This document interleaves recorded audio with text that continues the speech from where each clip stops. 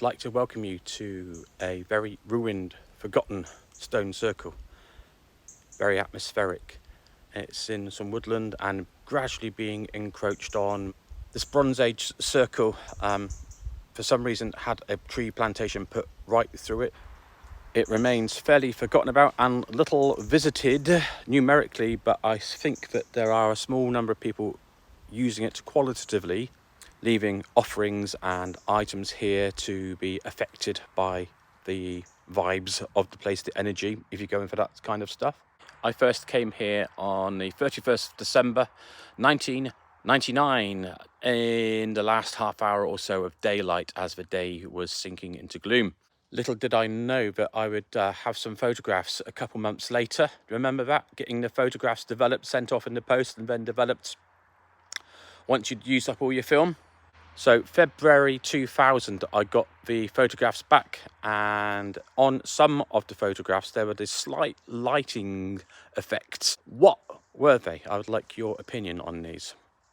But first I'll just give you a little tour of the stone circle.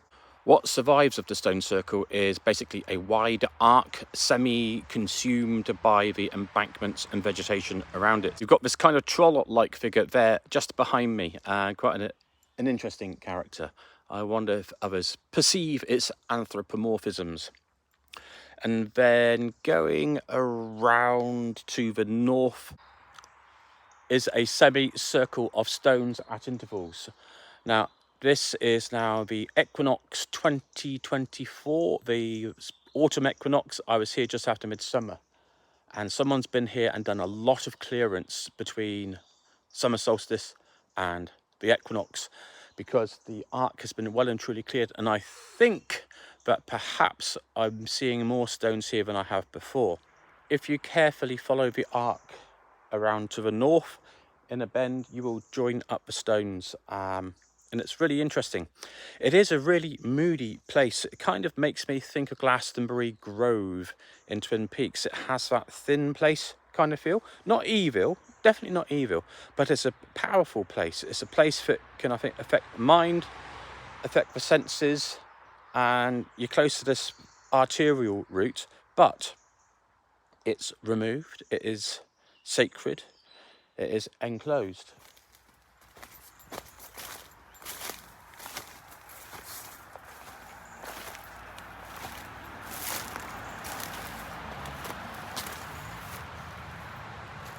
Now, I've just got myself a little bit spooked saying this, just looking through the trees there. I'm going to drop it in there, right in front of me, through the trees. Appears to be the silhouette of a figure looking in on me, which I'm sure is just a tree stump or a stone. But nevertheless, it's making me rather spooked at the moment. So I will have to go and have a look in a moment. So these photographs I got back in February 2000. There's a ring of figures, it seems, hooded figures, cowled figures, just in the area where there's an assembly of broken stones just to the east of the main arc of stones. Yes, it was a film camera. I'd never had any artifacts like this on film before or since then.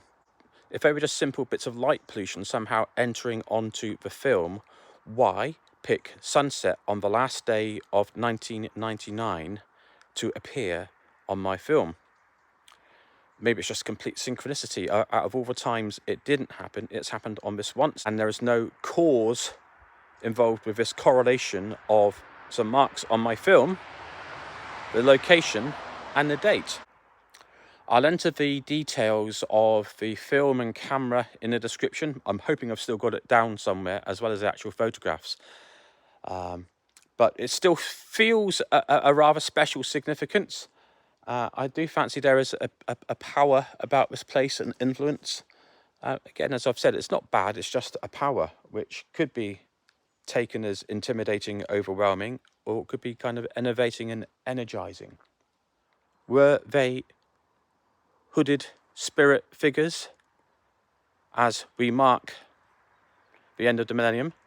If they're pagan, why are they observing the Christian calendar? There's been no artifacts on any photographs I've taken here in the 25 years I've been visiting this site. taking photography on different cameras mean that it was just an artifact of that device? Or do I need to be here again at a key time and date in the future? Like, have I got to be there for 2099? Obviously, I'm not going to make it that far unless something amazing happens in science. This stone circle remains a favourite of mine because it is so moody. It isn't shrieking kind of Hollywood sexy stone circle, which millions of people come to from all over the world. Sorry, Stonehenge and others. I do love you. But this one remains a firm favourite because it's just so moody and atmospheric in here. And when you can grab a moment with no traffic coming past, it's just so quiet in here. The sound's deadened. You can hear a few birds chirping and singing, playing in the distance. But the acoustics in here are very different. Love it.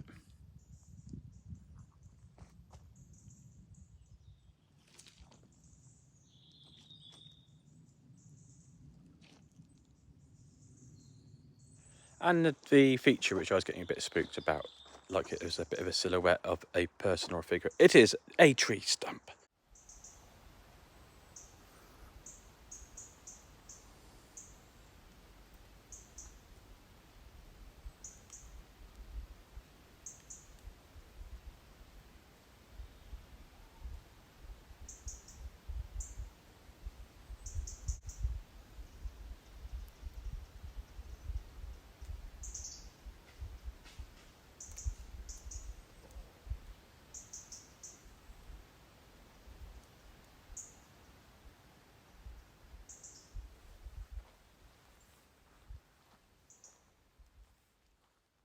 If you have a constructive opinion, observation, insight, please feel free to drop a comment in. Let's discuss and enjoy the exploration. Really interesting.